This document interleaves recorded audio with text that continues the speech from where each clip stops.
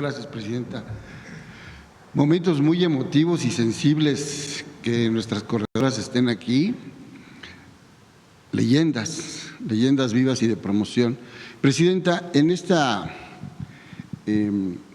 promoción del turismo recreativo, y otra parte es la de alto rendimiento, que ya le preguntaré al maestro Rommel, ¿está inscrito, esta carrera se puede inscribir en las Jornadas por la Paz?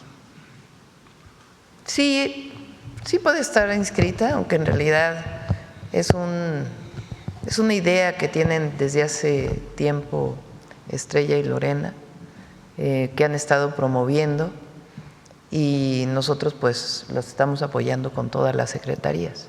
Entonces es una iniciativa propia, digamos. Y bueno, se puede inscribir también evidentemente dentro de todo lo que estamos haciendo por la paz y contra las adicciones. Gracias.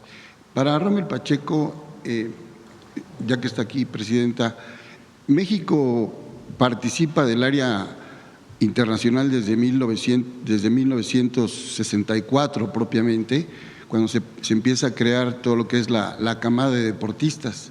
Para la parte del deporte, del atletismo, mandan traer a los maestros Henry Hausleber y a Tadeusz Kemka de Polonia, que son los que forman realmente el equipo de caminata, con Ernesto Canto, con Pedraza, con Bautista, con Pedro Aroche, con Domingo Colín, hasta llegar a Carlos Mercenario.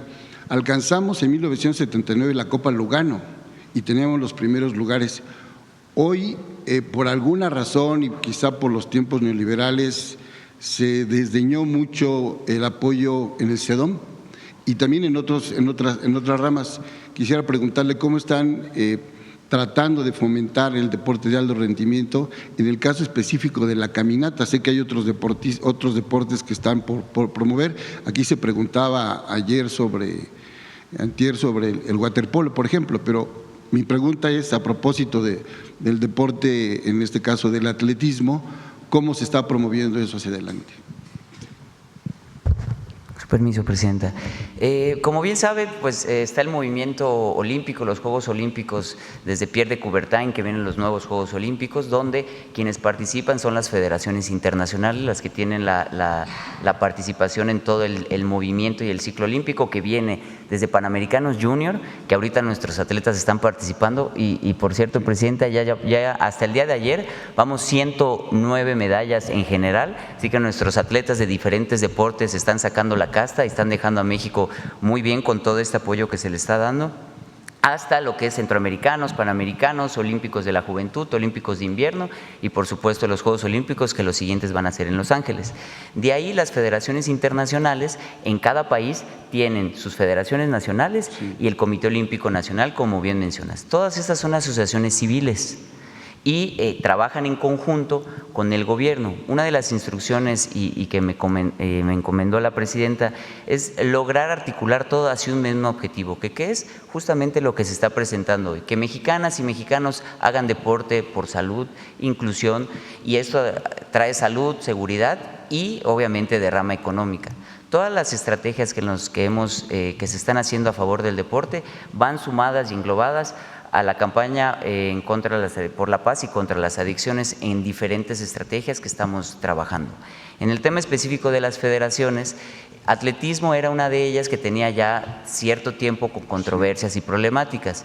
En parte de lo que me encomendó la presidenta es lograr articular para que el atleta y el deporte en general de cada disciplina fluya y funcione a favor del deportista y no en contra. Ya la Federación de Atletismo, después de muchos años de estar encasillada en tanta problemática, ya hubieron elecciones donde ya hay un nuevo presidente de federación y estamos en estas mesas de trabajo que obviamente va a construir para poder arreglar el tema de atletismo y todo lo que con eso conlleva. Ayer preguntaron de las disciplinas acuáticas. Como bien saben, hubieron ciertas situaciones donde los atletas no podían recibir recurso porque la Federación de México estaba desconocida por la internacional. Ahorita, previo al Campeonato Mundial de Singapur, donde les fue muy bien a nuestros atletas, Osmar ganó medalla de oro, Gaby, Mía, Lía, las gemelas, se hizo una reestructuración en México de la federación, donde se creó 4 federaciones distintas: la de natación y aguas abiertas, clavados y clavados de altura, waterpolo y natación artística.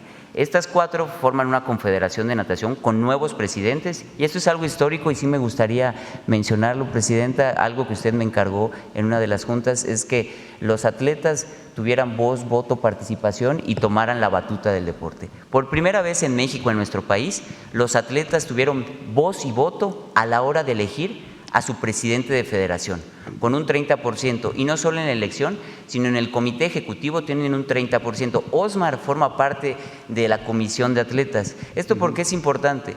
Porque al final el que es afectado o beneficiado por parte de una federación es el atleta, y si el atleta no tiene voz y voto, pues no, eso ayuda a esta democracia en el deporte y a transparentar. Entonces, en el tema de waterpolo ya hay una nueva federación. Ahora lo que se busca es que en cada estado se cree una nueva asociación, pero eso ya depende de la federación, de los propios atletas, que les estamos dando este empoderamiento, pero al ser una asociación civil no podemos intervenir del todo porque la Carta Olímpica dice que sería intervencionismo gubernamental. Entonces los apoyamos con todo. Tienen que cumplir ciertos reglamentos para que tenga el registro único del deporte, son susceptibles a recibir recursos por parte de la CONADE, y las condiciones que les ponemos para recibir recursos que sean transparentes, que tengan RUT, que tengan el COBET en sus estatutos y que trabajen en favor del deporte y de los deportistas. Y por eso los resultados que hoy se han dado en el deporte en diferentes disciplinas es por esa reestructuración, donde estamos sumando a todos los actores del deporte: Comité Paralímpico, Comité Olímpico, y aprovechando en octubre del 16 al 24 de octubre van a ser los Juegos Autóctonos Indígenas y se van a realizar en Morelos. Es cuanto, gracias. Amplia la respuesta, gracias. Presidenta, en Voces del Periodista, que es el medio que represento, que está ahí la maestra Celeste y Solís Morún, le dedicamos todas las emisiones 15 minutos al análisis de la conferencia diaria, y también lo llevamos en redes digitales y aparte en la revista. Y estamos realizando un seguimiento hacia el año de gobierno y nos encontramos con sorpresas de temas que no existían y que son inéditos. El caso de los centros libres, el caso de los apoyos a las mujeres de 60 a 64, el caso de las becas en una transformación de apoyo a los jóvenes, el asunto de la paridad, hecho ley, por ejemplo. Ya nos va a tocar pues la nueva Corte con su nueva dimensión. Muy sencilla la pregunta: ¿hacia dónde vamos con esta transformación? ¿Cuál es? Oye, así como sencillita. Bueno, Como dirían los así argentinos. quisiera dejarlo, bueno, con esas llanas palabras, Presidenta. A seguir transformando México para el bienestar del pueblo. Ese es el objetivo del segundo piso de la cuarta transformación. El bienestar, la democracia, las libertades. Pero en esencia luchamos todos los días, porque desde aquí se sigue luchando. No es que uno luchó en su historia para llegar a tener el gobierno para beneficio del pueblo, sino que desde aquí uno sigue luchando. Y seguimos luchando para que todo el pueblo de México tenga bienestar. Gracias, Presidenta. Bueno, vamos aquí. A ver. Gracias, Presidenta. Buenos días, Angélica Guerrero, del financiero Bloomberg. Hoy salen nuevos indicadores de la economía mexicana. Hay una desaceleración de la inflación, hay un ajuste también de crecimiento. En este contexto también quería preguntarle, también hubo caída de las remesas.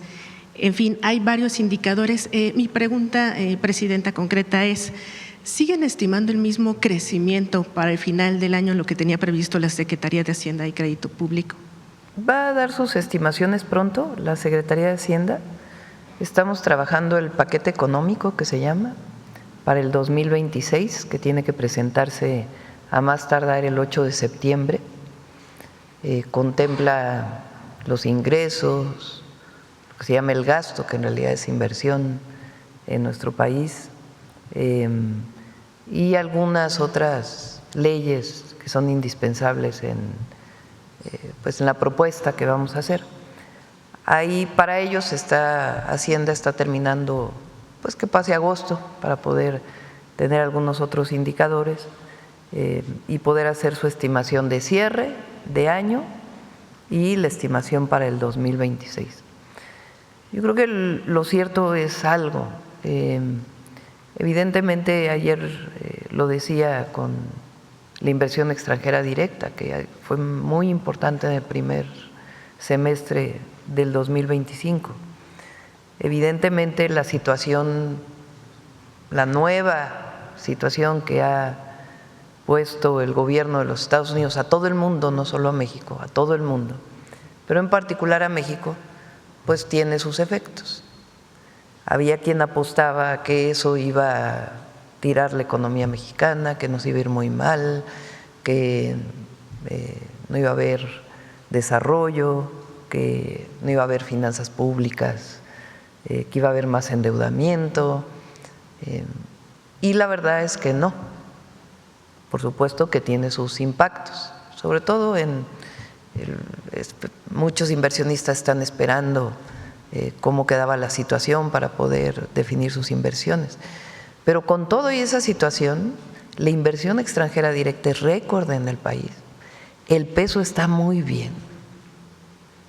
Las variables macroeconómicas están muy bien. Aumentamos el salario 12.5% y la inflación es una de las más bajas. Ayer prácticamente se conserva la inflación que habíamos presentado. No sé si tienes ahí el dato.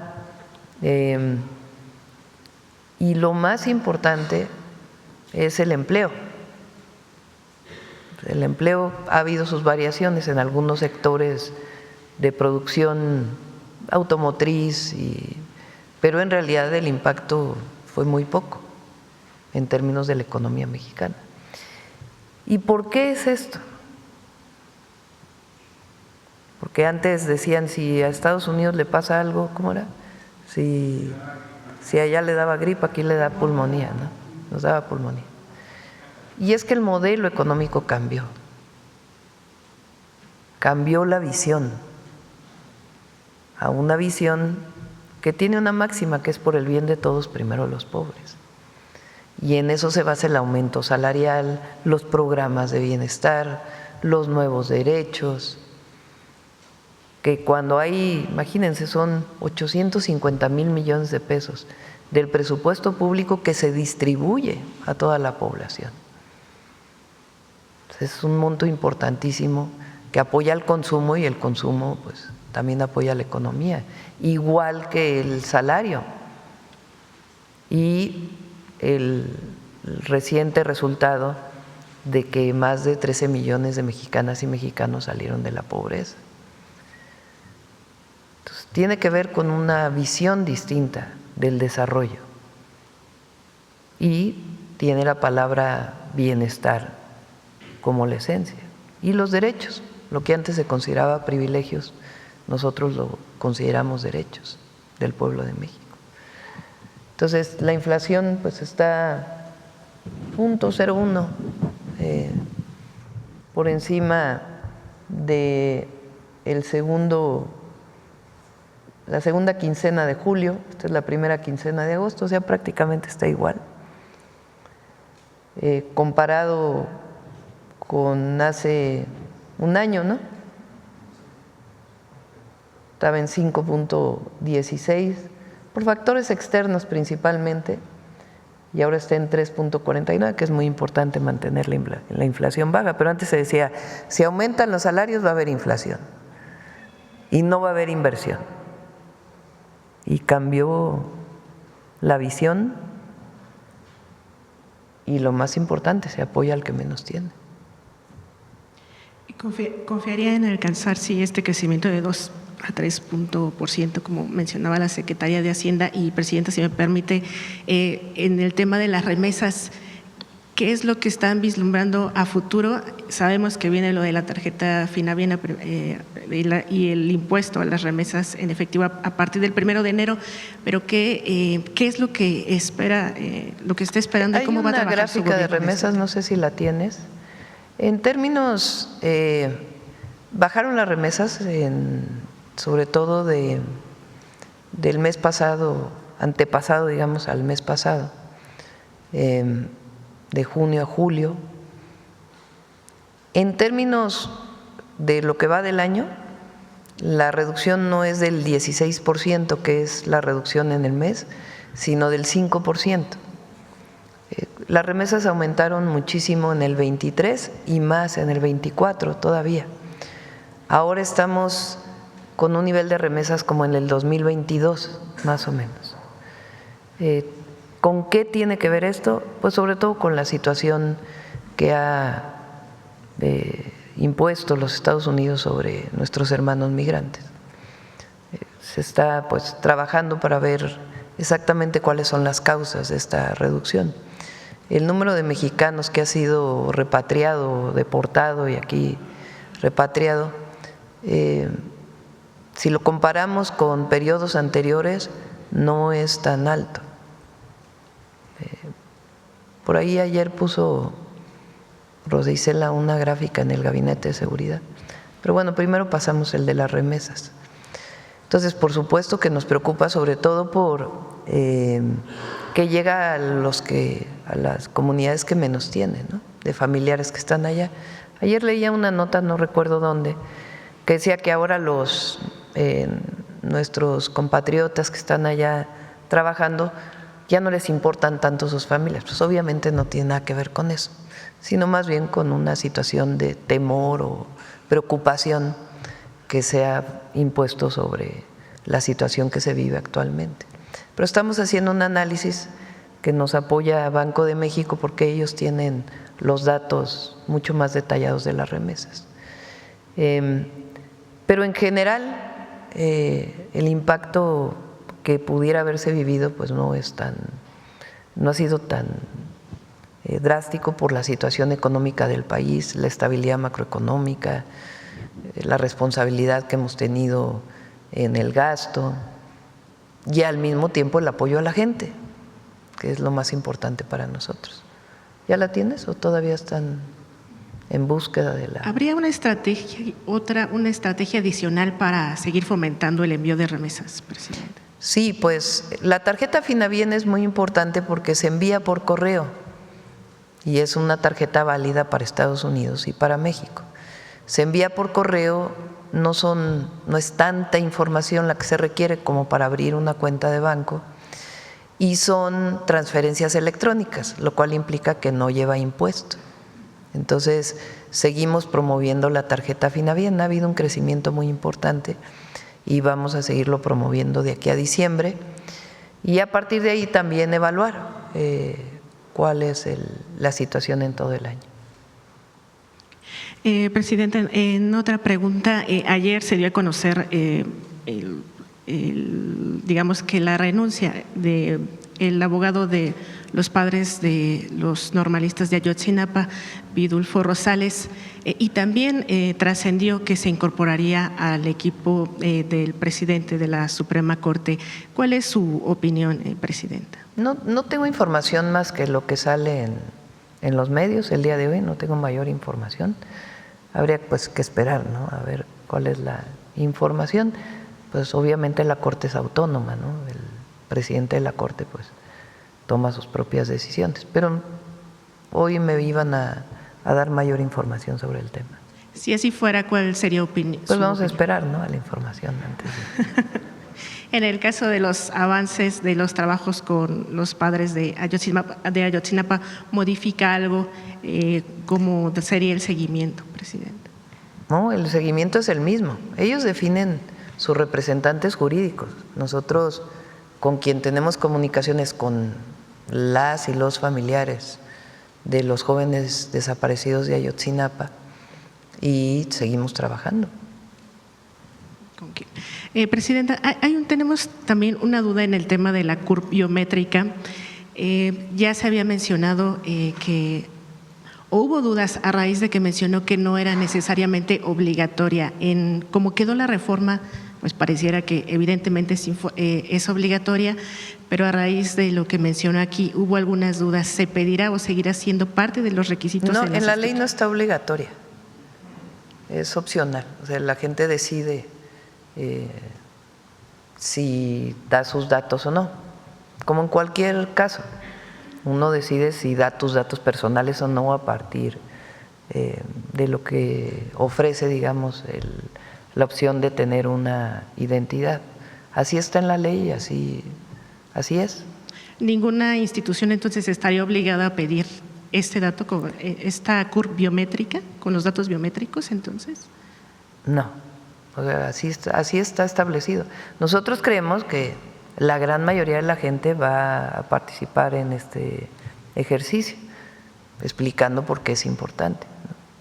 Presidente, ¿tiene un costo adicional esta recopilación de datos para el gobierno? Sí va a tener una inversión, viene pronto Pepe Merino, no esta semana, ya después del informe va a venir, para darles los avances de la digitalización de trámites, de la reducción de trámites y algunos otros temas muy importantes. Estamos trabajando en una iniciativa que le llamamos, que la anuncié desde el Plan México, Laboratorio Nacional de Inteligencia Artificial, que es un esfuerzo con instituciones académicas y las instituciones de gobierno. Nos ayuda a coordinar la Pepe Merino. Entonces va a anunciar los trámites, lo del laboratorio, y ahí nos puede dar todos los datos de la inversión que se va a requerir el próximo año. Ha habido muchos avances por parte de RENAPO, del Registro Nacional de Población, desde el sexenio del presidente López Obrador, y ahora los vamos a fortalecer. Y rapidísimo, ya por último, Presidenta, ayer el titular de la DEA mencionó que hay una colaboración sin precedentes con el Gobierno de México, incluso con su personal. No hablo estrictamente o específicamente del operativo del que ya se había mencionado, pero sí una colaboración estrecha con el personal. ¿Qué responde a esto, Presidenta? Porque ya no voy a entrar en debate con la DEA. Nosotros, hay lo que hay, no hay más. Y es agentes de esta agencia como de otras que piden su permiso a través de Relaciones Exteriores, se les da su permiso y tienen que cumplir con la Ley de Seguridad Nacional. Y hay, en algunos casos, información que se brinda a través del Sistema Nacional hoy de Inteligencia e Investigación, en el marco de nuestra soberanía. No hay más que eso. ¿No hay colaboración sin precedentes con la DEA? ¿No? Y, Presidenta, había mencionado que la Secretaría de Relaciones Exteriores iba a hacer este cuestionamiento a través de la Embajada de Estados Unidos del por qué estaban haciendo esto. ¿Ya lo hicieron? ¿Ya hicieron ese trámite? Sí, ¿Tuvieron respuesta del embajador? No consideramos que fuera un asunto de nota diplomática, sino sencillamente el secretario de Relaciones Exteriores habló con el embajador de Estados Unidos en el sentido de que la información que den las instituciones del gobierno de los Estados Unidos, pues tiene que estar en el marco de lo que estamos en el proceso de coordinación y de este acuerdo del que he hablado varias veces. Y estuvo de acuerdo el embajador. Bueno, ¿cuándo fue esta comunicación? Porque la embajada el mismo emitió día. Horas después de que fue la conferencia. Sí, después lo quitaron. ¿Esperaría entonces que ya no se diera este tipo de comunicación? Pues no depende de nosotros, o sea, depende de ellos. O sea, el gobierno de Estados Unidos pues tiene sus propias comunicaciones. Nosotros no le decimos a Estados Unidos qué debe comunicar o qué no debe comunicar. Ellos toman sus propias decisiones, igual que nosotros tomamos nuestras propias decisiones de qué comunicamos, qué no comunicamos, cómo lo comunicamos, y siempre decimos la verdad. Ese es nuestro…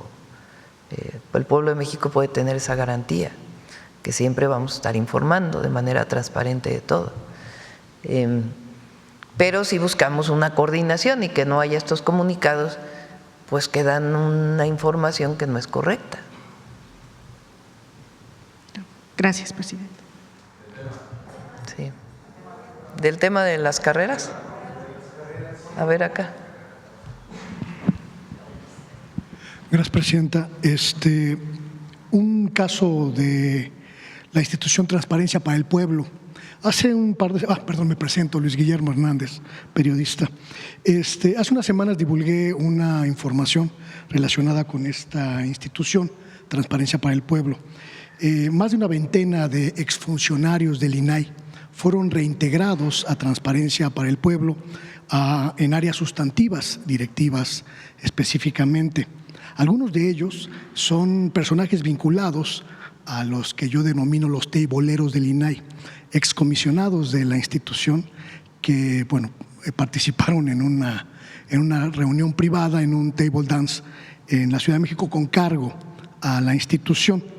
Dos de ellos ocupan cargos directivos significativos: Francisco Raúl Álvarez, que es director de Relaciones Internacionales en esta nueva institución, Transparencia para el Pueblo, y Luz María Mariscal, quien fue encargada del área de recursos humanos en la oficina de Adrián Alcalá, quien fue en su momento señalado como responsable o corresponsable de la venta de plazas, la colocación de amigos y familiares en los puestos directivos. Y estas más de 20 personas hoy fueron incorporadas en estas áreas sustantivas de la nueva institución. La pregunta es si usted está al tanto de cómo ha evolucionado la conformación de la estructura de Transparencia para el Pueblo que sustituyó al INAI. Raquel Buenrostro viene la próxima semana. Va a dar la información sobre lo que nos preguntaron hace unos días de Pemex y alguna otra información relacionada con las pensiones que también quedé de informar. Estas pensiones millonarias que todavía tienen algunos exfuncionarios de Pemex y de otras instituciones. Y ahí ella puede explicar. Ella tomó la decisión del equipo que conformó y ella puede dar toda la explicación. Es muy buena, Raquel. Ok, una de las grandes afectaciones en el INAI fue la creación de redes de complicidad entre los funcionarios de estas estructuras. ¿Hubo una revisión de los expedientes para integrar estos Raquel, si quieres el miércoles que venga Raquel, ella puede dar toda la información. Ok. Otro tema, señora presidenta. Hace unas semanas divulgué denuncias de ahorradores del caso CAME que ya le han planteado a usted en esta conferencia. Más de 1 millón de ahorradores defraudados por esta sociedad financiera popular que desde el 2024 dio señales de alerta, como la falta de entrega de los estados financieros a la Comisión Nacional Bancaria y de Valores, y que sin embargo pues nunca fue supervisada por esta Comisión Nacional Bancaria y de Valores. La pregunta es, sé que usted la instruyó en esta conferencia una reunión con las partes mediada por la Secretaría de Gobernación para intentar encontrar una solución. ¿Qué ha pasado con ese caso, señora presidenta? Va muy bien. También le pedimos a Rosa Isela que les pueda informar. En este asunto hay dos responsabilidades muy significativas, la del presidente de la Comisión Nacional Bancaria, Jesús de la Fuente, y la del vicepresidente de supervisión de las entidades de la banca de desarrollo y de la banca social, como Eugenio Laris. ¿Ellos han sido ya investigados o han sido señalados? La presidenta no investiga. Yo no estoy investigando. Hay instituciones dentro del gobierno que se dedican a ello, la Secretaría Anticorrupción y de Buen Gobierno, y en particular cuando hay demandas ciudadanas, pues evidentemente participa las secretarías y en particular la Secretaría de Gobernación, y con gusto se puede dar toda esta explicación. ¿Hay algún indicio de que puedan ser sancionados estos funcionarios que incumplieron en la supervisión de Pues vamos a ver qué es lo que revisa la Secretaría de Hacienda. Okay.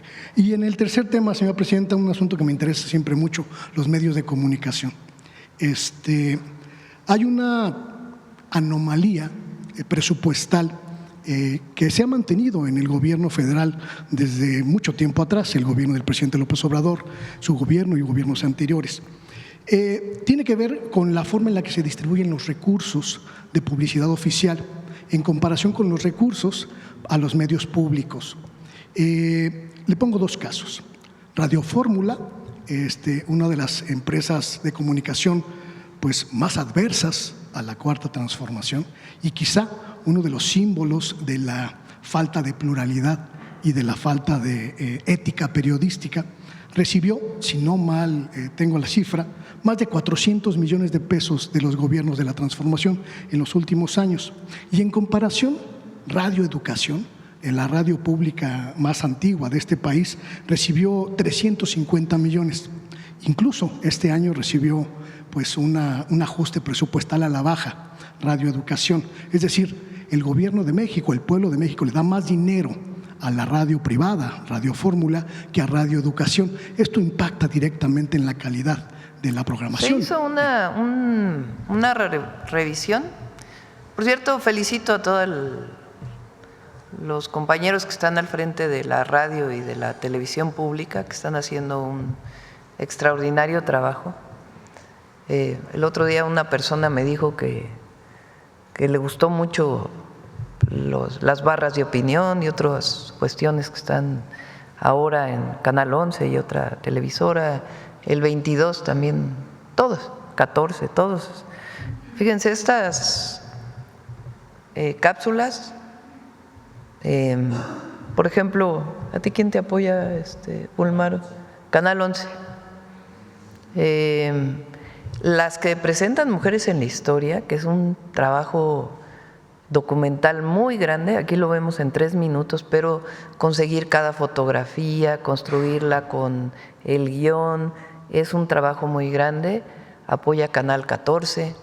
En el caso de el humanismo mexicano, también la radio pública, obviamente en el detector de mentiras, pues apoya también la coordinación de Genaro. Entonces, están haciendo un excelente trabajo.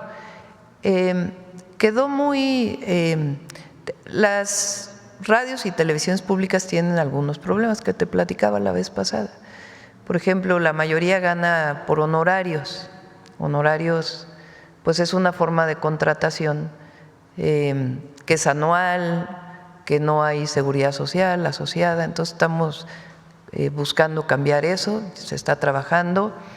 Sus equipos, sus cámaras, también ya tienen muchos años, también estamos tratando de actualizarlo, sin despilfarro, sino sencillamente un proceso de modernización que no es de un año, sino ir poco a poco modernizándolos, y algunos apoyos también para producción, para nuevas producciones. Entonces, hay apoyo a los medios públicos. ¿No ha llegado el momento de resolver esta disparidad?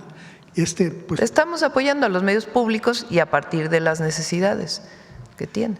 ¿Esto no impacta necesariamente en la calidad de la comunicación del gobierno federal, señor presidente? Está aumentando muchísimo el rating de los medios públicos y otros están cayendo, pero así… Hay una televisora que, híjole, cada día tiene menos rating, ahora ya se llevaron sí, ¿no? Precisamente por eso porque mi pregunta. Creen que con eso van a aumentar su rating, no, pues son asiduos del detector de mentiras de todos los miércoles, porque… Precisamente por eso Entonces, es mi pregunta, presidenta. Y bueno, hay una política de cómo se distribuyen los recursos que van a los medios comerciales, privados, sociales. Es muchísimo menos de lo que había en el gobierno de Peña, que Más del 70%. ahí sí ahí era a raudales lo que recibían. Y luego, pues aquí es a partir de el rating, sobre todo, es una de las medidas que se toman, y hay algunos medios que no reciben apoyo. ¿No llegó el momento de cambiar esa lógica, señora presidenta? Bueno, pues se puede revisar, pero los medios públicos tienen mucho apoyo y felicidades porque lo están haciendo muy bien.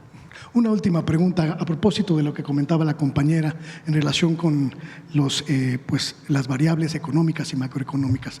Uno de los principales éxitos, quizá el más importante éxito de la Cuarta Transformación, fue sin lugar a dudas el desmantelamiento de la estructura neoliberal en la economía. La forma en la que se logró dar un giro histórico al gasto público, al presupuesto público, y también la forma en la que se recaudan los impuestos. Pero siempre hay una presión, principalmente por parte de los grupos de poder, para que se lleve a cabo una reforma fiscal. Esto está siempre en el ambiente porque sabemos que la negociación de una reforma fiscal implica pues meter algunos privilegios, principalmente para las élites económicas. Hace unos días el diputado Ricardo Monreal volvió con el tema, que hace falta una reforma fiscal y que quizá ya sea urgente. ¿Qué piensa usted de eso? Bueno, es opinión de Ricardo, como lo he dicho en la 4T, en nuestro movimiento, no todos pensamos igual y qué bueno, porque eso enriquece a nuestro movimiento. Entonces, pues él puede tener ahí su opinión, no lo hemos platicado, no sé exactamente a qué se refiera. Fíjense, este año hubo algunos incrementos en algunos derechos entre 2024 y 2025. También el impuesto que se puso a la importación de paquetería vinculado con el Plan México, pero eso dio, no sé, 30,000 millones de pesos adicionales. Y tenemos, a ver si tienes el monto de la recaudación, aquí en Senaduanas, que ya le había dado un apretón de tuerca al presidente López Obrador y ahora estamos todavía fortaleciendo, pues son 180,000 millones de pesos más entre el año pasado y este. Es decir, de seguir erradicando todavía la corrupción o la evasión ahí donde exista, eso todavía hay espacio. Ahora vamos a hacer no se los adelanto, algunas reformas para seguir combatiendo a los factureros, que todavía se presenta este lastimoso fenómeno, para que no se pague impuestos. Entonces vamos a presentar algunas reformas para ello y ello pienso yo que nos va a dar más recaudación que cualquier incremento que pudiéramos hacer al ISR. Fíjense, Calderón subió el IVA, Peña cambió el ISR y su recaudación no tuvo nada que ver con la recaudación del presidente López Obrador, el incremento y lo que estamos nosotros consiguiendo el primer año, solamente pues de seguir cerrando los espacios de evasión. ¿Usted no coincide entonces con quienes hablan de la urgencia de una reforma fiscal? Se puede discutir, todo es debatible, pero el próximo año vamos a hacer algunos ajustes a algunos temas, pero no de la miscelánea esencialmente, como se llama, pero no estamos pensando subir impuestos. Una última pregunta solo para cerrar. Como parte de mi trabajo académico estoy analizando… Mira, ahí está. Es el de hoy, ¿verdad? Al 20 de agosto, porque nos lo mandan diario. 8.4% en términos reales, es decir, quitando inflación, de ingresos.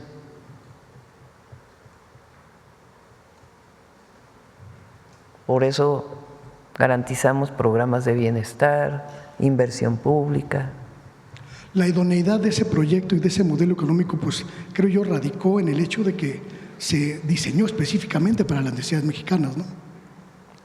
Se acabó el régimen de corrupción y privilegios.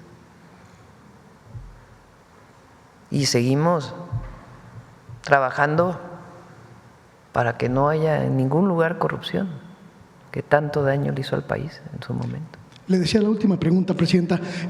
Al principio de su gobierno, incluso en la época en la que fue la etapa de intergobiernos, los medios de comunicación fueron particularmente feroces respecto de usted. La tildaban de títere, de que la iba a manejar López Obrador, etcétera. Y fue una constante en los medios de comunicación, un ataque incluso sin precedentes todavía en términos mediáticos. Pero ahora ha cambiado mucho esa visión. Todavía, ¿sabe a qué le apuestan? A que rompamos. O sea, nos avientan buscapiés a ver si caemos en la trampa de romper con la cuarta transformación. Como he dicho, se van a quedar con las ganas porque eso se lleva aquí en el corazón. A un año de su llegada al gobierno, señora Presidenta, yo he notado un cambio de discurso. Muchos ahora ya la califican como dura, como como autoritaria, incluso algunos analistas la ponen en esa categoría. ¿Usted cómo evalúa esta visión que tienen cierta prensa de usted? No es de mí, es un discurso que quieren, imagínense, o sea, decir autoritaria a la reforma al Poder Judicial es así como, es lo más rebuscado que se les puede ocurrir. Podrían haber dicho, es que le van a, va a tener el poder el pueblo en el Poder Judicial. Podrían haber dicho, es que ya no vamos a poder incidir en la Corte. Podrían haber dicho, es que nosotros estamos de acuerdo, que el pueblo no decida. Pero autoritarismo, a que el pueblo decida quién es su ministro y ministra. Está muy difícil que esa narrativa, que ese discurso penetre en la gente, ¿no? O sea, ¿cómo llamarle autoritaria a la presidenta que decidió renunciar a nombrar a los ministros de la Corte? Y que decida el pueblo. Entonces, se cae por su propio peso.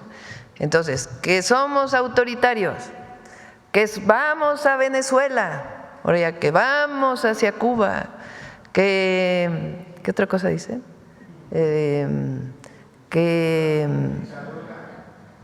dictadura, que no hay libertades, que hay censura.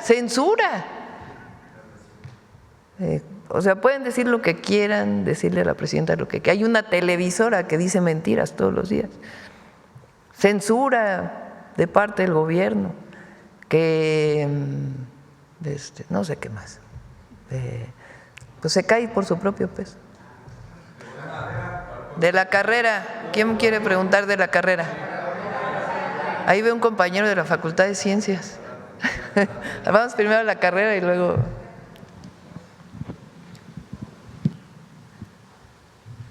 Buenos días, Presidenta. Santiago de Llano, de Ecos Media MX. Si me lo permite, mi primera pregunta sería para nuestra atleta y ultramaratonista de Rarámuri, María Lorena.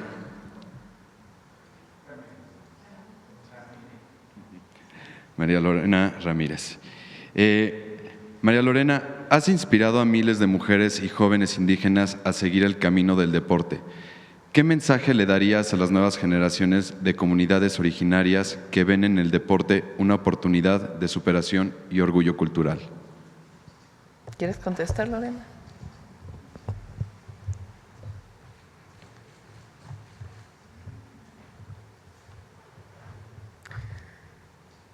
Buenos días. Pues ahorita andamos proyecto para impulsar niñez,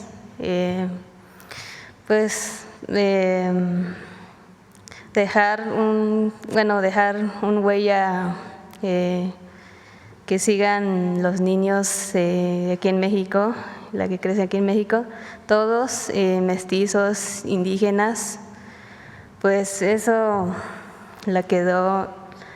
Pues eso es lo que yo quiero dejar, huellas o trabajos, así como proyectos bonitos para que sigan niñez. Y nosotros fuerza pues se acaba en todo. Y la vida también, pues es bonito, creo que es muy bonito este proyecto, dejar huellas, todo para niñez.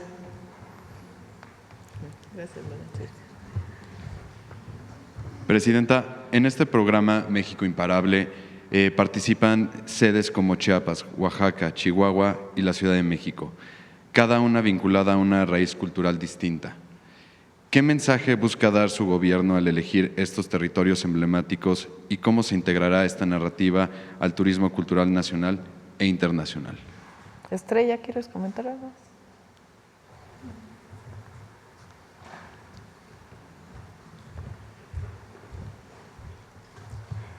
Hola, muchas gracias.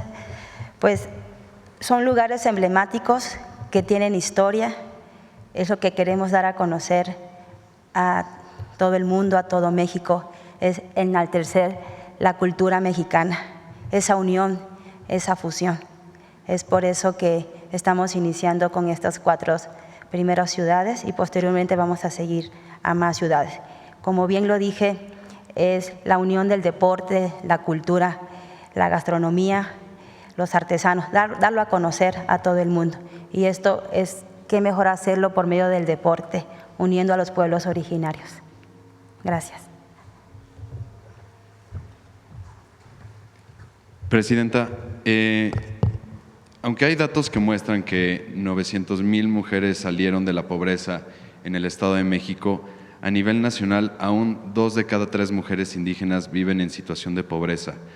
¿Qué medidas específicas implementará su gobierno para que estos avances también lleguen a las comunidades indígenas y rurales?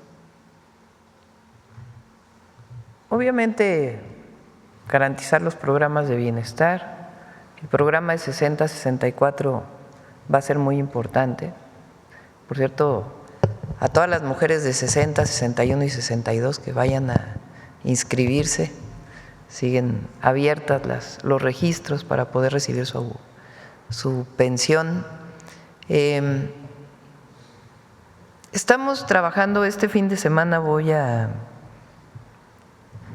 la región Amuzga. El presidente López Obrador hizo lo que llamamos los planes de justicia, que es un acuerdo con algún pueblo originario o comunidades en donde se construye un plan de justicia, producto de la explotación, la discriminación, el abandono, el rezago, todo lo que provocó muchos años en México y en particular el neoliberalismo. Plan de justicia del pueblo yaqui tiene que ver, que fue uno de los primeros, con regresarles tierras, agua, todo el proyecto de riego agrícola que se está haciendo, se construyó una universidad, se está apoyando en las escuelas, caminos, en fin. ¿Cómo se construye? Con las comunidades.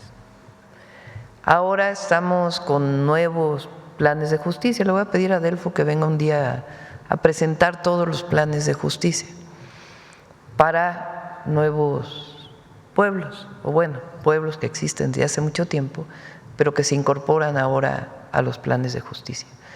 Uno de ellos es Amuzgo, otro que estamos desarrollando es la Mixteca, otro es la región Purépecha, pueblo Purépecha.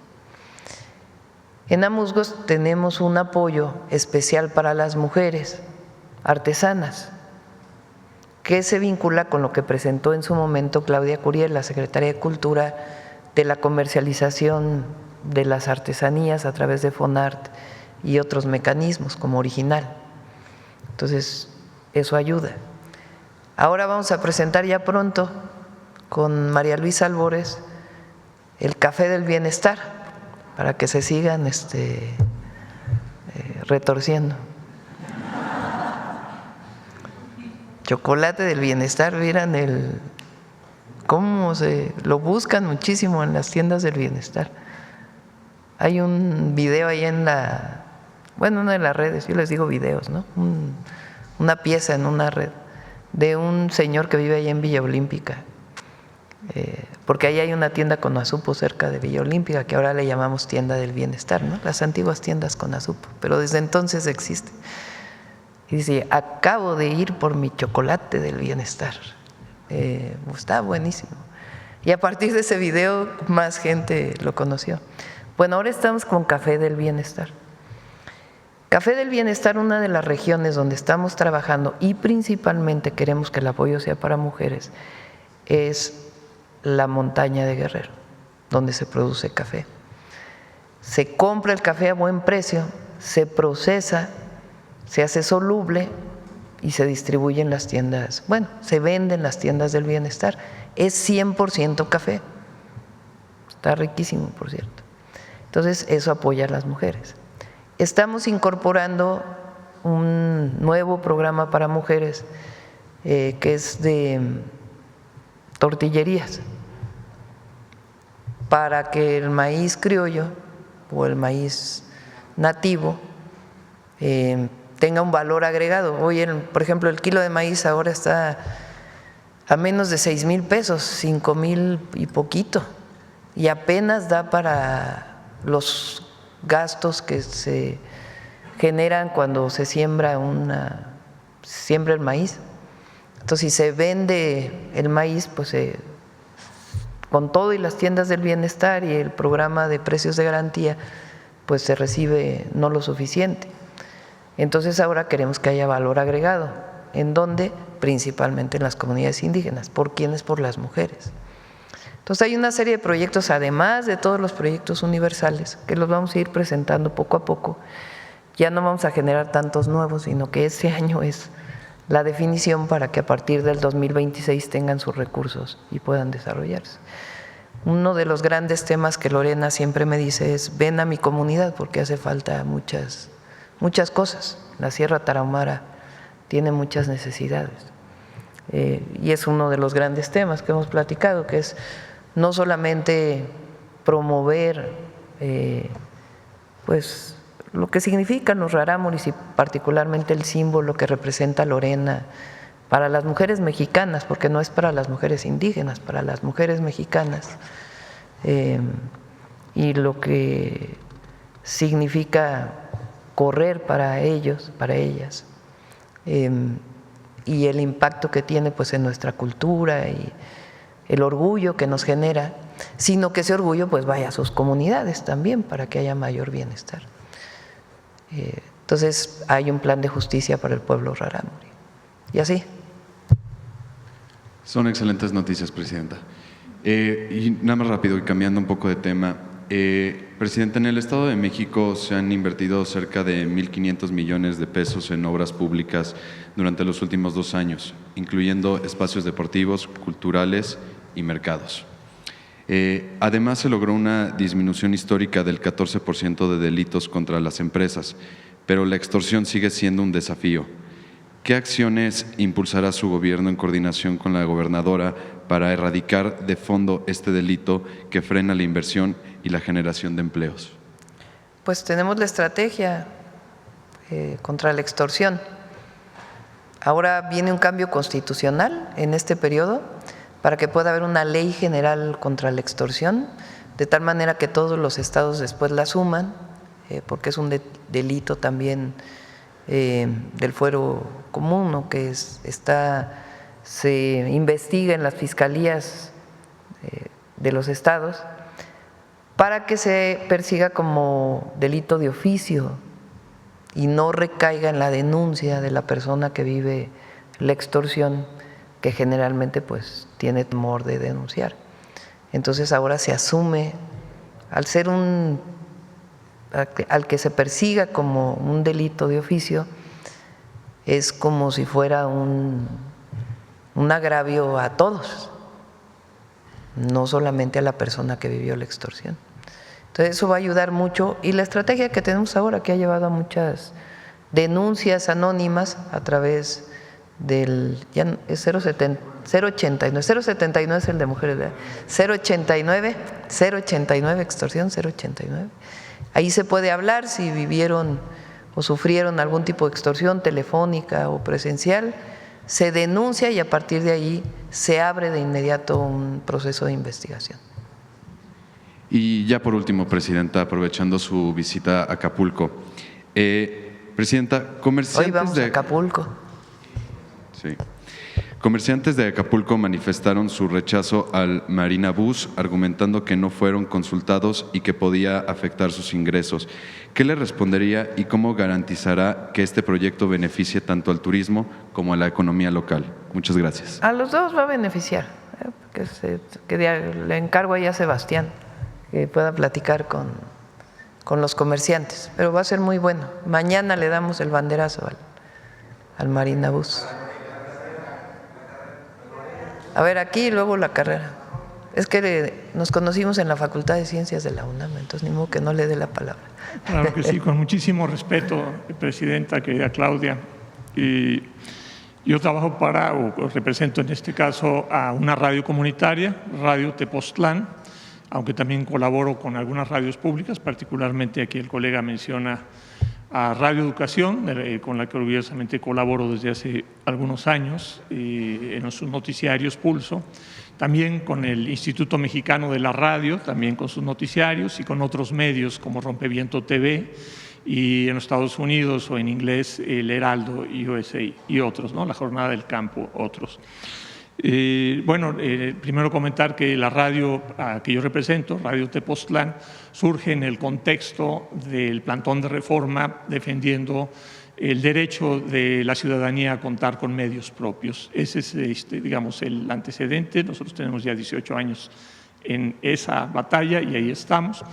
El área en la que yo me desempeño tiene mucho más que ver con medio ambiente, clima y defensa del territorio. Y en ese sentido van mis preguntas, mis cuestionamientos. En primer lugar, hemos venido siguiendo con muchísima atención, Presidenta, todo lo que ha venido anunciándose en términos, pues a partir de los compromisos de hace un año respecto a la reducción de emisiones y sobre todo a la reducción del uso de combustibles fósiles en la producción de electricidad, lo que se anunció en abril de este año del Plan México, que tiene mucho que ver con este tema, lo que recientemente se anunció en el Plan Estratégico de Rescate de Pemex y muy particularmente lo que este lunes usted muy enfáticamente resaltó, que en México no se utilizará el fracking o la fractura hidráulica para la producción de gas. Sin embargo, nosotros, yo lo he estado, que estamos siguiendo con mucho cuidado todo este tema, vemos que, o nos preocupa si realmente estamos en la dirección de la transición energética que demanda nuestros compromisos internacionales, la crisis climática y pues también los compromisos que usted ha establecido. Cuando estamos viendo, por ejemplo, anuncios del incremento en la producción de gas por parte de Pemex como una parte de la estrategia bastante importante, la inauguración continua de nuevas plantas basadas en gas fósil. Preferimos no llamarle gas natural porque el gas natural tiene lo mismo de natural que el carbón o que el petróleo, es un combustible fósil que, como usted bien sabe, como parte del panel intergubernamental de cambio climático, el gas, las emisiones de gas, del que llamamos gas natural, en este momento son tan graves o pueden ser incluso más graves que cualquier otro combustible en términos de su contribución al cambio climático, ¿no? Eso está ya en el quinto y sexto reporte del panel intergubernamental. Ya hay alertas muy graves sobre cómo estamos avanzando en el mundo entero, pues con los precios del gas, con la política norteamericana, con la guerra en Ucrania, etcétera. Estamos como comprometiéndonos mucho más en el tema del gas. Entonces, tomando en cuenta también la dimensión o la inversión que se está haciendo en energías limpias, particularmente, por ejemplo, Puerto Peñasco, la planta de energía limpia más grande de América Latina, que sus 4 fases, incluida la cuarta que todavía no arranca, podrían estar sumando un gigawatt a la matriz energética, cuando vemos que varias de estas termoeléctricas basadas en combustibles fósiles contribuyen con mucho más a la matriz energética, pero están avanzando. Y la pregunta es esa y la preocupación es esa.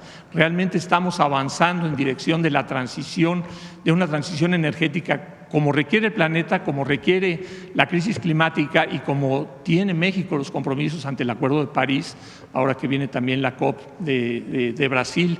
¿Qué posición o qué situación presenta México cuando tenemos toda esta situación, ¿no? Cuando también, por ejemplo, estamos pues de alguna manera siendo cómplices de los Estados Unidos en la exportación de gas a partir de las plataformas en Ensenada, con Sempra, que se vino a anunciar aquí su incremento, que ya viene la inauguración de esta licuefactora de gas, que también pues, es gas que viene del fracking de los Estados Unidos, o la otra todavía mucho más grave, que es la de Puerto Libertad, en el Golfo de California, con una inversión anunciada de 13,000 millones de pesos y que se le han estado dando ya los permisos, etcétera. Lo mismo pasa en el Golfo, en Altamira. Entonces, con todo este contexto, la pregunta, señora presidenta, es: ¿estamos en la dirección de la transición energética? Entiendo que la situación que enfrentamos mundial, la realidad, la necesidad de fortalecer nuestra soberanía energética, y ahí aplaudimos muchísimo que Pemex esté recuperando como un instrumento de soberanía, pero realmente esta soberanía la estamos construyendo con el fundamento o con la dirección de la transición energética, o nos estamos atrasando, nos estamos quedando fuera de esa transición. Vamos a cumplir con los compromisos internacionales que tiene México. Yo daba una clase en la UNAM durante muchos años en la maestría de Ingeniería en Energía. La clase se llama, todo porque todavía se da, Energía y Desarrollo Sustentable. Y ahí hablábamos de que un sistema energético para México, para cualquier país y en particular para México, debe cumplir con una serie de principios. El primero tiene que ver con soberanía. El que no dependas del exterior, que tengas soberanía. Eso lo busca todos los países del mundo. Muchos importan o exportan. Importar en este caso. El segundo tiene que ver con justicia energética, que todos tengan acceso, que no haya unos que no tengan acceso a la electricidad y otros sí, que todos puedan tener acceso. Y el tercero tiene que ver con lo ambiental. Hay algunos otros temas, pero el tercero tiene que ver con lo ambiental. Y deben cumplirse los tres. El proceso para cumplir con los tres, pues no es de un día a otro, ¿verdad? Entonces, en el plan de energía sí está planteado aumento en plantas de ciclo combinado con gas natural, en sustitución de prácticamente todo el combustóleo, que todavía hay algunas plantas. Eso reduce emisiones. Y está planteada una parte muy importante de renovables, solar, viento no tanto, pero solar principalmente, geotermia y algunas otras opciones, ¿no? Y en el caso de Pemex, lo que nosotros planteamos es: se mantiene la producción en 1.8 millones de barriles diarios, y todo lo que crezca el consumo, entonces ya entran las renovables. Y en ese marco, pues el objetivo es que se cumplan los tres: aumentar nuestra soberanía energética, que todo mexicano y mexicana tenga acceso a la electricidad y a los combustibles, y los temas ambientales. Entonces, ese es el marco del Plan Nacional de Energía. Se cumplen los compromisos internacionales, pero hay que decir que se sigue, sí hay una parte que es de crecimiento en gas natural. Entre otros temas, porque la parte base de la generación eléctrica no está claro cómo se podría sustituir. Entonces, ese es el plan. Y mira que me he dedicado muchos años de mi vida a eso. Sí. Muchas gracias, Gracias. Presidenta. También quería preguntarle preguntarle este magnífico, impresionante corredor biocultural de la Gran Selva Maya que se acaba de acordar con Guatemala y con Belice, que es una noticia realmente, desde mi punto de vista, una noticia fantástica, que realmente es un esfuerzo de articulación de temas que han venido ocurriendo en esa región durante décadas, ¿no? Manejo forestal comunitario, las áreas destinadas voluntariamente a la conservación, muchísimos otros esfuerzos, ¿no? Sin embargo, ahí hay un tema en particular, en el mismo contexto de su publicación, de dar a conocer este corredor biocultural, el Programa de las Naciones Unidas para el Desarrollo sacó un análisis que creo que me parece muy atendible, muy importante, que me gustaría conocer su respuesta a este planteamiento, y es que parece que no estamos, y no solo en ese tema, pero particularmente en ese tema, en muchos otros en el país, que pese a todos estos planes de justicia climática y muchas otras cosas muy positivas que están ocurriendo en ese ámbito, lo que dice este reporte del Programa de las Naciones Unidas es que no estamos siendo capaces de alcanzar o de alguna manera validar o cumplir pues con lo que nos mandata ya el segundo artículo de la Constitución y que viene también en los convenios internacionales como este famosísimo OIT 169, y es que en realidad todavía nos falta un tramo muy importante por recorrer para realmente lograr el consentimiento libre, previo e informado por parte de las comunidades en este tipo de decisiones. O sea, eso es lo que señala, y yo sí lo he visto, o sea, si existe el esfuerzo, existe la convicción, y sin embargo no estamos llegando ahí, cuando menos esa es la opinión no solo de este reporte del PNUD, pero sí también de muchas organizaciones sociales. ¿Qué nos falta para poder de alguna manera honrar estos grandes, importantes cambios que hay particularmente en el segundo constitucional, en toda la Constitución, en la política pública y en los acuerdos internacionales en términos del respeto al consentimiento, que quiere decir la participación decisiva de las comunidades indígenas, equiparables, afromexicanas, en la toma de decisiones sobre el territorio? Bueno, los planes de justicia tienen que ver con regresar la tierra, eso es más que una consulta indígena. Estuvimos hace poquito en Guadalupe y Calvo, ahí en el sur de Chihuahua, en la Sierra Tarahumara, regresando tierras. Estuvimos en la zona huirrárica también regresando tierras. Y bueno, el presidente López Obrador regresó tierras y derechos de agua. Eso va más allá de la propia consulta. Y además, este año estamos con cerca de 13,000 millones de pesos de recursos directos a las comunidades. Por primera vez hay un cuarto nivel, si lo queremos ver, del recurso público derivado del cambio del segundo constitucional. Antes, por la Ley de Coordinación Fiscal, hay el federal de los ejecutivos, digamos, el federal, el estatal y el municipal. Y hoy hay un cuarto nivel que son las comunidades y los pueblos indígenas y afromexicanos, que reciben un recurso que vamos a ir incrementando poco a poco, y las comunidades deciden en asamblea para qué lo usan.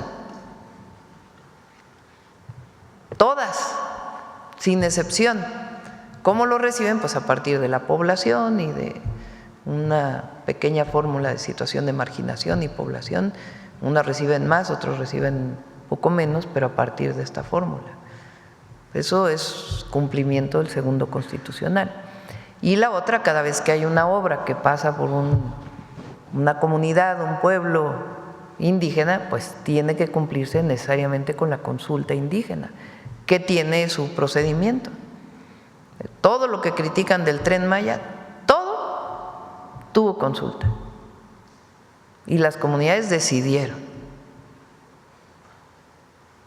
Y también dijeron que querían, además del tren, en sus comunidades. Sí, muchas gracias, presidenta. Justamente en ese tema acabo de ver una nota de un importante representante de comunidades indígenas, Quetzal Sab, allá en Quintana Roo, y justamente él decía que de todos tiene mucho trabajo con muchas comunidades, y lo que él reportaba es que más del 90% de las comunidades indígenas con las que él ha tratado no tienen esos cuestionamientos respecto al tren, sino que están pues realmente muy favorables. Eso es lo que él dice, está publicado en el National Geographic, en un reportaje que leí ayer. Y en ese tema en particular quisiera hacer una pregunta un poco más concreta de lo que he estado planteando, y es qué está pasando en el tema de la mina de Calica, propiedad de este gigante del asfalto de los Estados Unidos, Vulcan, y que tanto respaldo ha recibido de los legisladores, pues sobre todo republicanos en los Estados Unidos. ¿Qué está pasando particularmente? ¿Qué está pasando con digamos, con el proceso internacional? México se sostiene en esta, digamos, en esta clausura definitiva y en este resarcimiento de estas tierras. ¿Y qué está pasando con la publicación del plan de manejo del área natural protegida Felipe Carrillo Puerto, de 54,000 hectáreas que se ha decretado y aún no está el plan de manejo? Esto también tiene que ver no solo el área de las 54,000 hectáreas, sino otras áreas, por ejemplo, las destinadas voluntariamente a la conservación. En aquel caso, por ejemplo, hay una muy importante que se llama el Ojo el Ojo del Jaguar, que está ahí en esa misma región. Y vemos que, bueno, no sé si realmente se está complicando el tema por la situación con los Estados Unidos y por estas cartas de los republicanos. Realmente, bueno, ya las conocimos aquí en la conferencia. ¿Qué está pasando? Pues con todo el tema de Calica. Hay una preocupación por parte de las comunidades, particularmente de las Torres de la Paz, con la que hemos venido dando seguimiento a sus acciones colectivas que han emprendido contra esa mina. Pues se preguntan y nos piden información, y aquí transmitimos esa pregunta: ¿qué está pasando con todo este proceso? Y si hay la convicción, digamos, definitiva de que esa mina se va a cerrar definitivamente y que se va a convertir, como está planeado, incluir en todo este parque nacional. Sí, hay un panel internacional en donde se está definiendo la situación final, porque pusieron ellos una queja y sigue su procedimiento. Obviamente recuperar que se siga explotando la mina no es opción. ¿Qué opciones se están planteando como una posible alternativa? Que ese espacio pudiera tener un desarrollo turístico de bajo impacto. Como es de su propiedad el predio, tendrían la posibilidad de desarrollarlo. Todo se trabaja con Semarnat. Como medidas alternas, ellos aparte tienen el puerto. Entonces están buscando medidas alternas que no tengan que ver con la explotación de la mina, que estén dentro del plan de manejo del área natural protegida y que ellos puedan seguir, pues, digamos, usufructuando esa tierra, pero de una manera completamente distinta, como una alternativa de posible negociación sin llegar al final del panel internacional. Se está evaluando todo ello. Obviamente, pues hay que ponerlo a consideración de las comunidades en su momento, y lo está evaluando Semarnat para ver si hay la posibilidad de llegar a un acuerdo y no esperar al último momento del panel. Ya por último, Presidenta, hace unos días, el 1 y 2 de agosto, hubo aquí en la Ciudad de México un evento muy interesante que creo que trascendió menos de lo que se merecía, que es el Parlamento Panamericano, en donde estuvieron personajes, estuvo Naomi Klein, estuvo la legisladora norteamericana Omar, estuvo un legislador español impresionante, Pisarello, y particularmente me quiero referir a la intervención que tuvo el ex vicepresidente de Bolivia, Álvaro García Linera, también colega nuestro, que, bueno, él lo que plantea me parece… También estudió en la Facultad de Ciencias, Álvaro. Sí. Matemáticas. Matemáticas. Tuvo como un año, ¿no? Año y medio. Hizo la carrera. Hizo la carrera de matemáticas, estuvo varios años. Lo que pasa es que aparte le dedicaba un tiempo a otras actividades. Él publica en la jornada y también en ese evento en el Teatro de la Ciudad que me tocó presenciar y en la plática posterior que pude tener con él, él plantea un tema que a mí me parece muy interesante y muy relevante en todos estos análisis de hacia dónde estamos yendo, la transición energética, toda la cuestión de la justicia indígena, etcétera.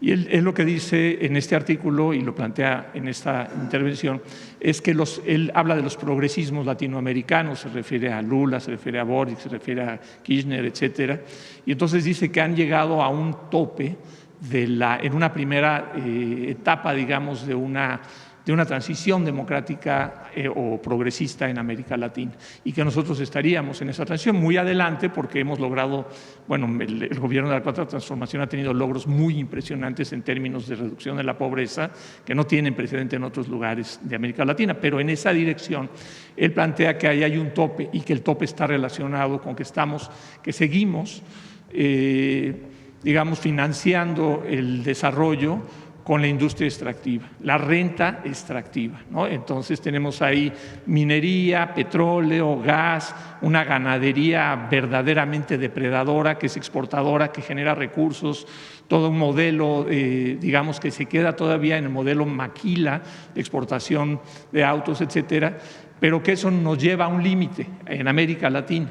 Y que ese límite pues lo plantea como una paradoja, porque además nos ancla en el gas fósil, nos ancla en el compromiso con las grandes corporaciones, etcétera.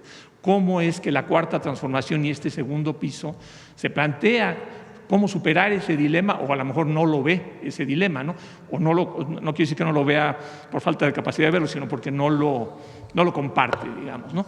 Pero ahí está la historia en América Latina, el muy reciente fratricidio que hubo allá precisamente en Bolivia, pero todo esto tiene ese límite de que todavía esta distribución, democratización de la distribución está basada en la renta extractiva, minería, gas, etcétera. ¿Cómo es que, claro que es un tema de mucha discusión? Nos llevaría mucho pero una respuesta debatir sobre este tema. No creo que ese sea el límite o sea, que el límite sea la renta extractivista, no lo creo. Yo pienso que tiene que ver con otras cosas, más políticas. Pero bueno, sí. Sí, además muy brevemente, Presidenta. Vamos.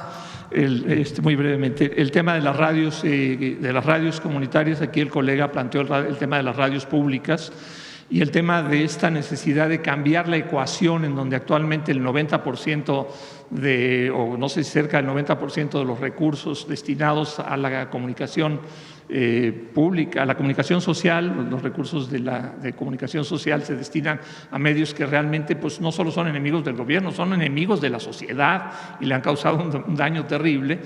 Y entonces usted contesta en términos del rating. Sí, pero las radios, por ejemplo, las radios comunitarias, las radios que están en las comunidades, radios indígenas, las nuevas radios afromexicanas. En términos comerciales, en la radio comercial. Ahora cambiamos la ley para que también puedan tener sus propios recursos las radios comunitarias, que era parte de lo que, pues sí, que se prohibía. Entonces ahora sí se permite que pueda tener, de acuerdo a lo que defina cada radio, pues un esquema que les permita tener algún ingreso, aparte de lo que pueda apoyar los gobiernos municipales, estatales o federales. Eso lo valoramos muchísimo desde la Asociación Mundial de Radios Comunitarias y creemos que hay que ir mucho más allá en esta inversión de la ecuación del papel que juegan las radios sociales, comunitarias, indígenas en la construcción de ciudadanía en México. Muchas gracias. Yo creo que ya cerramos. Muchas gracias. 9:30. Preocupados por las extorsiones de la CATEM. Se está atendiendo. ¿Ya tenían ustedes identificado? Ahí donde hay denuncia, se atiende. ¿Saben ustedes de qué manera las autoridades locales han, de alguna manera… Ahí donde hay denuncia de un delito, independientemente de quién sea, cómo sea, se tiene que hacer la investigación y tiene que llevar la carpeta de investigación, si se encuentran las pruebas, a una acción de la autoridad a partir de la definición de un juez. O sea, se tiene que cumplir la ley. ¿Han desplegado que ellos no se sentían escuchados por la autoridad local? ¿Cómo no? Se les ha recibido local, estatal, federal. Aquí Omar lo recibe a cada rato. la atención de, Sí, de usted de la se les recibe. presidencia. ¿Ustedes sí tenían conocimiento de que operaban esta especie de cobro de piso disfrazado de cuotas Donde sindicales? hay denuncia, se atiende y tiene que haber una denuncia ante la Fiscalía. Si hay un asunto de extorsión que las personas tienen temor por denunciarlo en una fiscalía, por eso se abrió la línea telefónica. Y a partir de ahí, de lo que se denuncia, pues se hace las investigaciones. En este caso, ¿no importaría el hecho de que el líder de la CATEM sea diputado federal de Morena? Pues primero hay que investigar, ¿no? Que realmente lo que se dice es cierto. Y una vez que se investiga, se ve si hay un delito, pues tiene que atenderse. Aquí no protegemos a nadie. Si hay delito, hay delito. Presidenta, y aprovechando, quisiera preguntarle su opinión sobre esta decisión del INE de exonerar a Pío López Obrador sobre el asunto de los sobres amarillos. Pues hicieron su decisión. Nada que opinar. ¿Y considera que en la reforma electoral que se va a discutir podrían dársele más armas o más dientes al INE para que tenga una mayor capacidad de fiscalización de los recursos, sobre todo en efectivo, ¿no?, que circulan en las campañas? Yo pienso que lo que tenemos que garantizar es que el pueblo elija. Ese es el fondo. Y en fiscalización que se haga la fiscalización. Eso tiene que hacerse. Y para eso están las instituciones. Y el INE tiene cantidad de personas que se dedican a fiscalizar las campañas. Pero ¿cómo mejorar el rastreo? En algunos casos resolvieron, como en el caso de Guerrero y de Michoacán en el 21, completamente contrario a lo que se había resuelto históricamente para afectar políticamente, con esa intención. Lo que queremos es que haya instituciones que cumplan sus funciones, candidatos que sean representantes del pueblo y que la elección sea realmente, que no haya ningún fraude ya en nuestro país jamás. ¿Y cómo podría mejorarse el rastreo del uso de recursos en efectivo? Pues ya que lo defina ahí Pablo con su equipo. Y finalmente, de mi parte, Presidenta, quería preguntarle, ayer el director de la DEA decía, bueno, más bien no se atrevía a descartar la posibilidad de que el presidente Trump pudiera realizar un bombardeo en territorio mexicano contra los cárteles de la droga. ¿Lo ven ustedes como una posibilidad? No.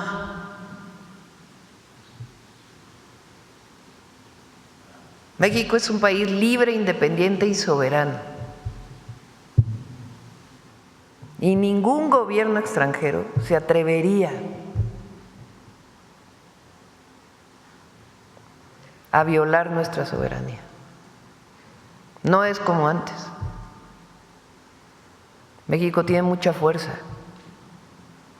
nacional por nuestro pueblo, por lo que representamos como gobierno del pueblo, e internacional. Entonces no, eso no va a ocurrir.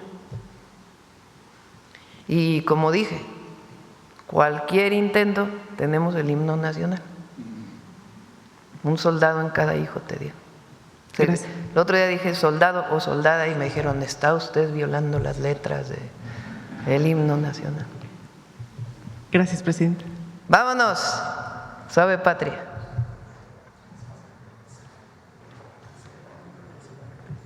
Con su permiso, Presidenta.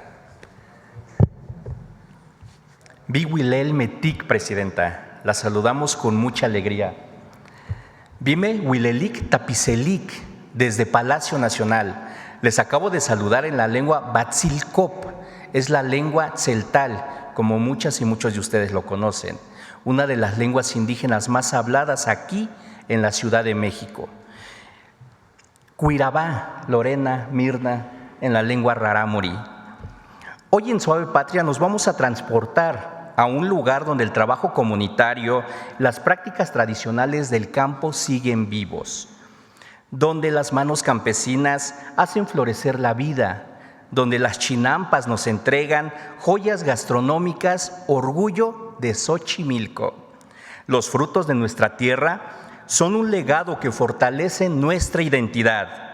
En cada rincón de México, de norte a sur, de este a oeste, florecen ingredientes únicos, tesoros de nuestra gastronomía, que regalan sabor, aroma y, por supuesto, el carácter a nuestra cocina tradicional del pueblo de México.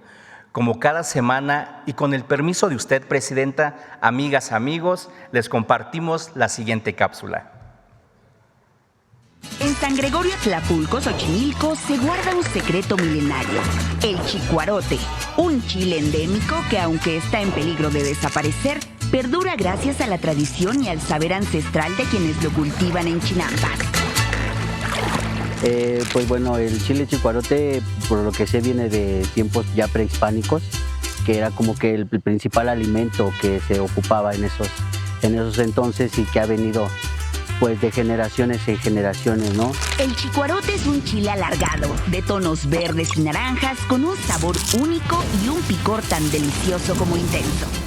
Tiene un sabor bastante fuerte que pues es asociado con el carácter de la gente de San Gregorio, pues al ser fuertes, pues carácter fuerte de San Gregorio.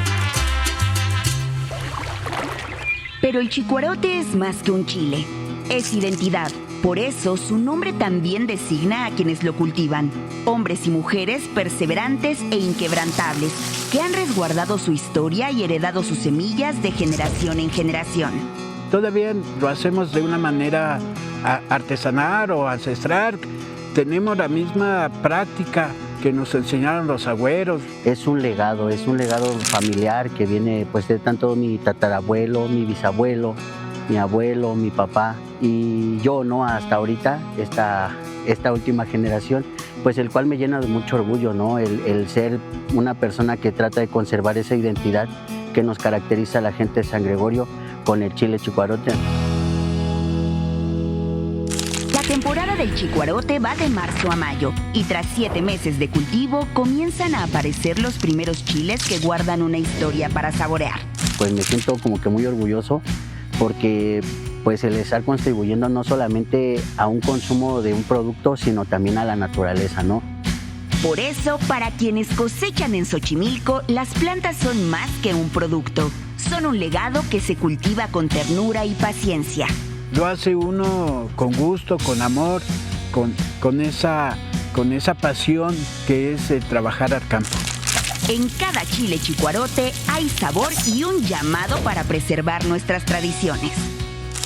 Porque es algo que siento que llevo en la sangre. Es como que es algo que me dice, ¿sabes qué? Rescata lo que es tuyo, rescata lo que es tu identidad, rescata lo que te da el valor de ser una persona de San Gregorio, en este caso de ser una persona de Xochimilco, el que me haga sentirme orgulloso de lo que soy, de lo que tengo y de lo que podemos lograr con esto, ¿no?